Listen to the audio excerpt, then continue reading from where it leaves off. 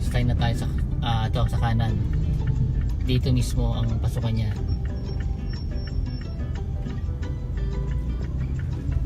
Actually ito si Mang Kaloy, original Mang Kaloy ito.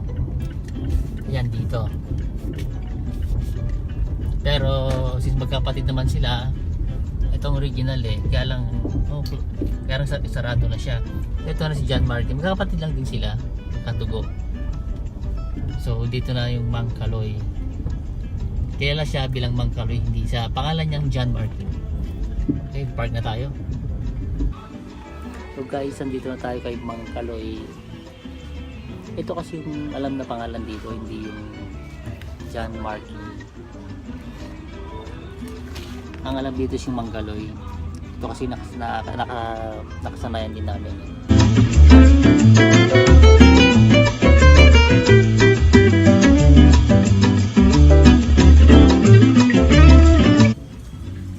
And ito yung mga menu nila. Hindi lang naman kambing yung meron sa kanila, pero marami rin silang menu.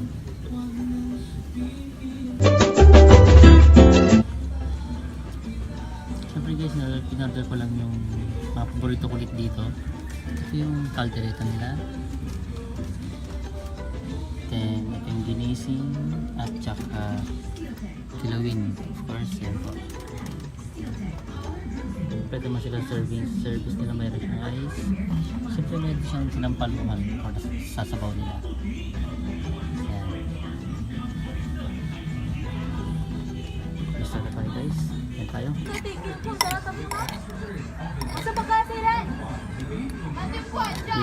Ito yung pinapaborito ko lahat dito. Kasi hindi siya malansa. Marami na ako nakakainin. Siyempre meron kami kumain. Pero ito yung caldereta nila, hindi siya malansa. Medyo sensitive kasi ako sa mga malansang pagkain na yun. And then ito din.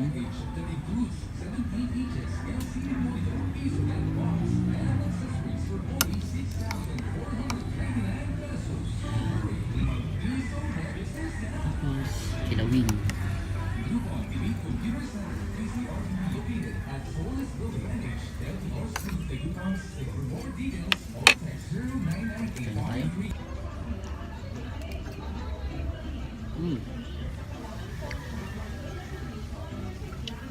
Sarap pa rin yung caldereta nila.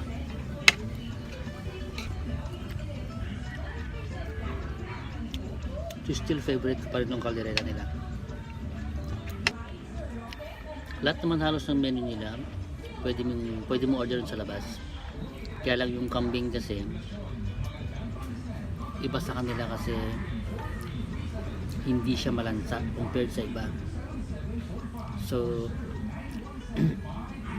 far sa lahat na nakainan kong kambingan, hindi ko pa rin pinagpapalit si Mang Kaloy. So dito pa rin ako kahit saan ako magpunta. So hindi pa rin siya natatalo base sa panlasa ko.